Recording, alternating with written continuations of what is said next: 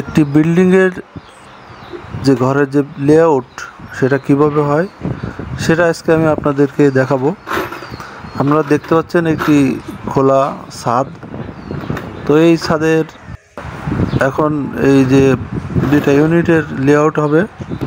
এই লেআউটে এক এক ইউনিটে 3টা বেডরুম, 2টা বাথরুম, কিচেন, বেলকনি আছে। যে ঘরের যে লেআউট সেটা গাঁথুনি দিয়ে তৈরি করা হবে। তো তার জন্য প্রথমেই যে ইঞ্জিনিয়ার ডিজাইন যে বইটা রয়েছে, নকশা দেখে দেখে এই যে মিস্ত্রিরা মাপ দিচ্ছেন। তো এটা দেখতে পাচ্ছেন একটা রান্নাঘরের সামনে। কিচেনের দরজাটা 30 ইঞ্চি রেখে মাপ দেওয়া হচ্ছে। রান্নাঘর আপনারা দেখতে পাচ্ছেন, রান্নাঘরের সামনে খোলা জায়গা, পাশে 2টা বেডরুম। তো বেডরুমের যে মাপ নেওয়া হচ্ছে, মাপ নিয়ে লেআউট করা হচ্ছে। তো চারিপাশ খুব সুন্দর করে মাপ দিয়ে এটা দেখা হয়। এখন এই মিস্ত্রি ডিজাইন বুক দেখতেছে। তো দেখার পরে তারা চতুর্পাশের এই যে এখানে ঘরের একটা জানালার যে লেআউট, সেই লেআউট অনুযায়ী এখানে গাঁথুনি হচ্ছে। তো ইট সাজাচ্ছে, তার জন্য প্রথমে আগে ইট সাজিয়ে নেয়। যে ঘরে যে ডিজাইন যেভাবে দেওয়া আছে সেভাবে তারা আগে ইট সাজিয়ে নেয়।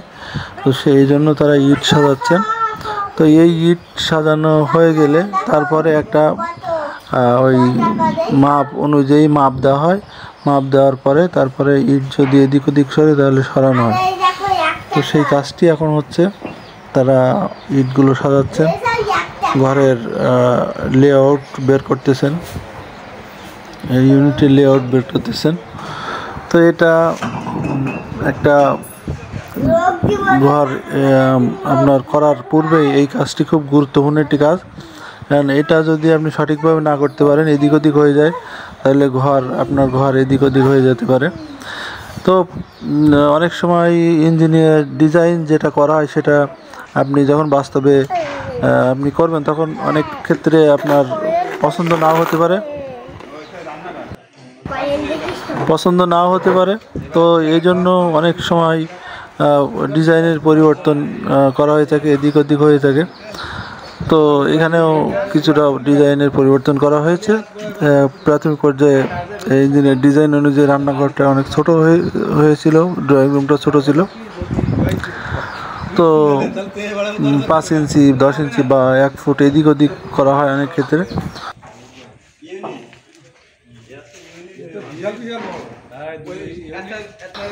আপনারা দেখতে পাচ্ছেন যে একজন লোক ইট নিয়ে আসতেছে।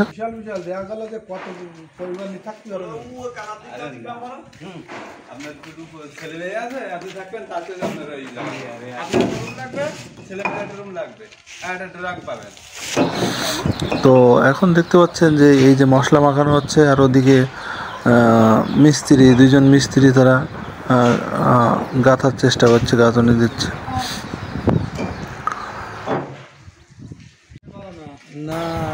তো এই যে মশলা মাখিয়ে এখন ওই লেআউট যা করা হয়েছিল সেই লেআউটের গাঁথনিটা কমপ্লিট করা হচ্ছে। তো এই লেআউট করার সময় যারা জমির মালিক তাদেরকে অবশ্যই থাকার দরকার আছে। কারণ তারা যদি এই সময় না থাকে তাহলে ঘরের ডিজাইন, ইঞ্জিনিয়ার ডিজাইনের সাথে মিস্ত্রিরা যে লেআউটটা দিয়ে থাকেন তারা অনেক সময় ভুল করে এদিক ওদিক হয়ে যায়, ঘর তেড়া বেঁকা হয়ে যেতে পারে। তা আপনার মাপের কম বেশি হতে পারে, অনেক সময় হতে পারে। আমি আমার এই বিল্ডিংয়ের এই লেআউট করার সময় আমি থাকা অবস্থায় তারা যে লেআউটটা করেছিল, পরবর্তীতে যখন আমি পুনরায় সঠিক আছে কিনা দেখার জন্য আমি ফিতা ধরি, তখন দেখি যে একটা রুম 5 ইঞ্চি এক মাথা বড়, এক মাথা ছোট, আর একটা রুম 5 ইঞ্চি এক মাথা বড়, ছোট, মানে তেড়া বেঁকা 5 ইঞ্চি প্রায় 1 ফুট মতো বেঁকে গেছিল একটা রুম। তো খুব মানে বিচ্ছিরি দেখা যাচ্ছিল, আমি দেখেই বুঝতে পারতেছিলাম যে রুমটা তেড়া বেঁকা দেখা যাচ্ছে, বা দুইটা রুমই খুব সমস্যা ছিল।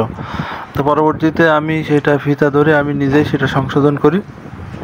তো যারা জমির মালিক আছেন তারা অবশ্যই এই লেআউটের সময় তারা থাকবেন, থেকে নিজের কাজ নিজে ভালোভাবে বুঝে নেবেন, তা না হলে কিন্তু পরবর্তীতে আপনারা খুব সমস্যার মধ্যে পড়বেন, এবং যে সমস্যাটা আসলে সমাধান করার কোনো পথ থাকবে না। একবার গাঁথনি হয়ে গেলে তখন ভাঙা গড়া বিশাল একটা ঝামেলা। তো পুনরায় প্রথমেই যদি আপনি এই ঝামেলার কাজটি করতে পারেন তাহলে আপনার আর কোনো দিন চিন্তা করা লাগবে না। পাশাপাশি ইঞ্জিনিয়ার ডিজাইনের সাথে অনেক সময় আপনার বাস্তবের যেই সেটা আপনার পছন্দ নাও হতে পারে, এজন্য আপনি স্পটে থেকে আপনার ইচ্ছা অনুযায়ী ডিজাইনের কিছুটা পরিবর্তন করে আপনার মনের মতো করে নিতে পারবেন।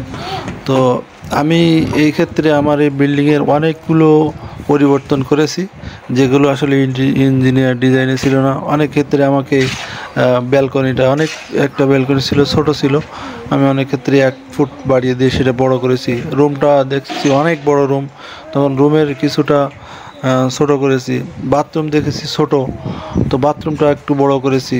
আবার ড্রয়িং রুম যখন দেখেছি ছোট, তখন ড্রয়িং রুমটা একটু বড় করার চেষ্টা করেছি। তো এভাবে পরিমার্জন করে আপনি যদি আপনার যে এই যে বিল্ডিংয়ের ছাদ করার পরে যে লেআউটটা এটা যদি দেন, তাহলে পরবর্তীতে আপনার এই নিয়ে আর কোনো রকম কমপ্লেন থাকবে না, থাকবে না। তো মিস্ত্রিরা দেখতে পাচ্ছেন যে আমার এই লেআউট পরিমার্জন করার পরে একদম কমপ্লিট যখন হয়ে গেছে, তখন তারা এই গাঁথনিটা দিচ্ছে। এই গাঁথনিটা এক ইট দিয়ে তারা সারাদিন ধরে আজকে গাঁথনি দিয়েছে। তো এই গাঁথনিটা কমপ্লিট করার পরে আপনারা না থাকলেও চলবে, পরবর্তীতে এই গাঁথনির উপরে তারা গাঁথনি দেবে। তো আশা করি আপনারা বিষয়টা বুঝতে পেরেছেন।